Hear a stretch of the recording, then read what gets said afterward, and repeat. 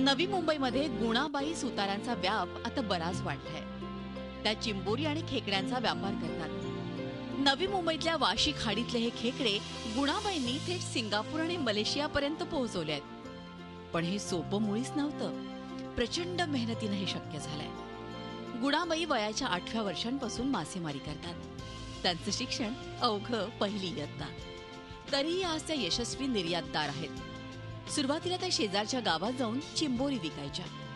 हळूहळू मुंबईतल्या हॉटेल मालकांची गुणाबाईंच्या चिंबोऱ्यांना मागणी वाढू लागली। मग गुणाबाई चेन्नईला चिंबोऱ्या पाठवू लागल्या आणि 1980 पासून सिंगापूर आणि मलेशियात चिंबोऱ्या जायला लागल्या।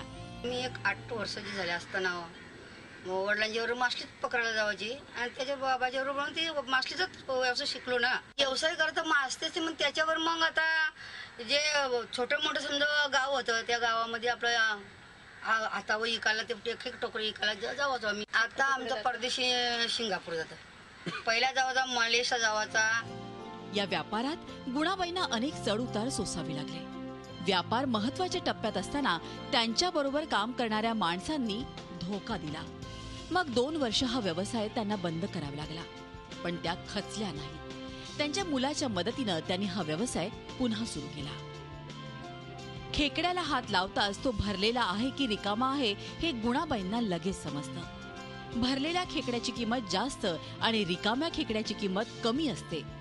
जे खेकडे हलके आहेत त्यांना पुन्हा शेततळ्यात सोडून आणखीन जाडजूड केलं जातं, पण त्यामध्ये त्यांना अनेक अडचणी येतात।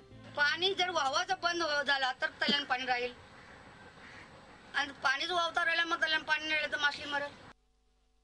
पाण्याशिवाय मासली जगत नाही। त्याच्यासाठी सरकारने एवढी आमच्यावर सहानुभूतीने दया करावी मायबाप म्हणून का यांची जी एवढी जगा यांची सातबऱ्याची नाव ठरवा। या व्यवसायाला चालना मिळावी यासाठी गुणाबाई आणि त्यांच्या मुलांनी नवी मुंबईतल्या 65 मुलांना प्रशिक्षणासाठी चेन्नईतल्या खेकडा सेंटरमध्ये नेलं। पण शेततळी मासेमारांच्या नावावर नसल्यानं शासनाचं कुठलंही अनुदान त्यांना मिळत नाही।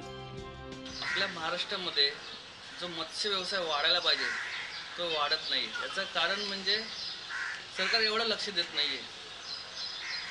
आपल्या नवी मुंबईमध्ये तसेच महाराष्ट्रामध्ये लोक परंपरेने व्यवसाय करतात। त्यांची तिथं वहिवाटीची जागा आहे, जे तलाव आहे त्या तलावामध्ये त्यांनी उत्पन्न घ्यायला पाहिजे। त्याच्यासाठी त्यांना लिगली परमिशन देता आली पाहिजे सरकारला। गुणाबाईंनी नवी मुंबईतल्या या खाडीतले खेकडे 7 समुद्रापार पोहोचवलेच, पण त्याचबरोबर अनेकांना रोजगारही दिला। Swati Naik, Zee media, Navi Mumbai. Zee 24 तास रहा एक पाऊल पुढे।